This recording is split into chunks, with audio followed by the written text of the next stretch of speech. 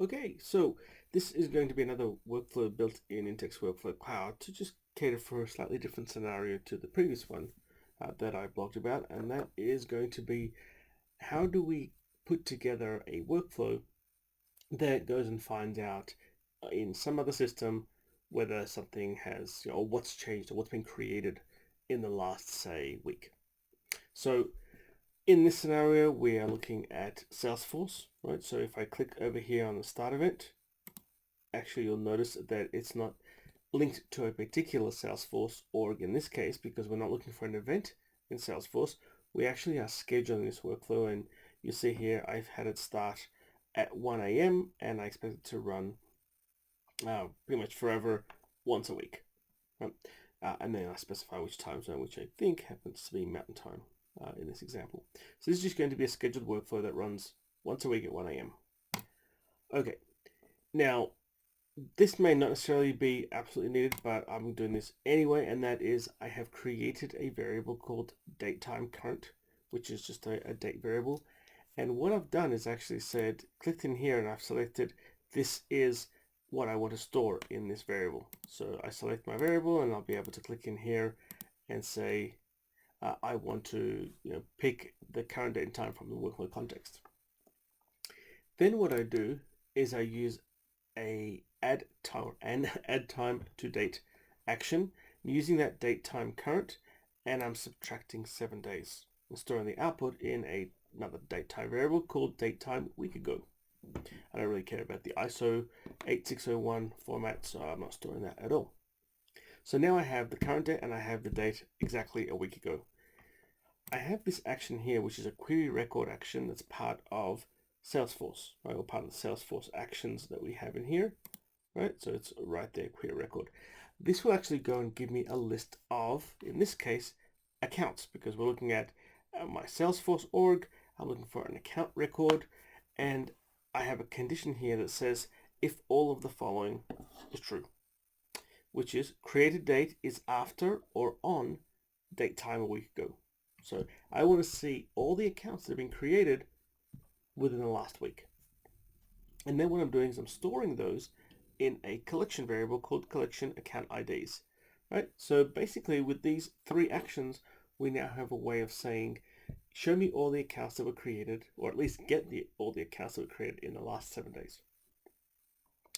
Now what I'm doing here is I want to go through each of those accounts and I want to store or retrieve the information about those accounts. So I have this loop for each. So I'm going through that list of account IDs that I received, and I'm storing the account ID in a variable called text account ID, and I'm also storing the num index. Now, inside this for each, so basically this is going to iterate through each of those account IDs. So for each one of those, I'm going to go in here, I'm going to talk to Salesforce.com again, this time using a retrieve a record action, and I'm saying based on the account ID that I have in this for each loop, pull out the account name and store it in a variable called text account name. Pretty straightforward. And the final thing I'm doing is I'm using an add item to collection action, because I have another collection called collection of account names, and I'm saying insert or add this item to this collection. So here's my text account name, and I'm using the same index as I have in my loop for each action.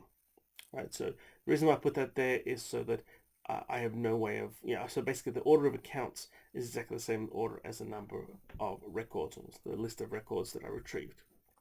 And then the last thing I'm doing is a send an email action. And it's just a really simple one, my email address, and I'm just saying insert the collection of account names. Now, of course, you can make this a lot prettier and build it up a little bit more dynamically to get a nice kind of report. But this is just to show you how to kind of do this sort of functionality. Now, there's no reason you couldn't extend this out to say, maybe I'm not interested in accounts, maybe I'm a sales guy and I'm more interested in the number of leads or number of opportunities.